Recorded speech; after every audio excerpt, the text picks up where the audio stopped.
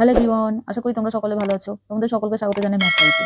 অঙ্ক দেখো, এখানে বলেছে 5416 স্টার মার্ক 6 সংখ্যাটি পূর্ণবর্গ সংখ্যা হলে স্টার মার্ক চিহ্ন স্থানে কোন সংখ্যাটি বসবে। তাহলে এক্ষেত্রে 5416 স্টার মার্ক 6 একে আমরা চেক করব এটি পূর্ণবর্গ সংখ্যা হচ্ছে কিনা। এরপর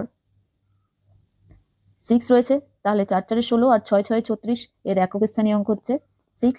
এরপর 5416 এটি 73 এর যদি আমরা স্কোয়ার করি তাহলে কত হয়ে যায় 5329।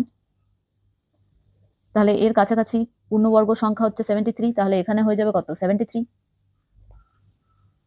এরপর 4 হবে নাকি 6 হবে, তাহলে 73 ইন্টু 74 ইকুয়াল টু গুণ করে নিলে কত হয়ে যায় 5402।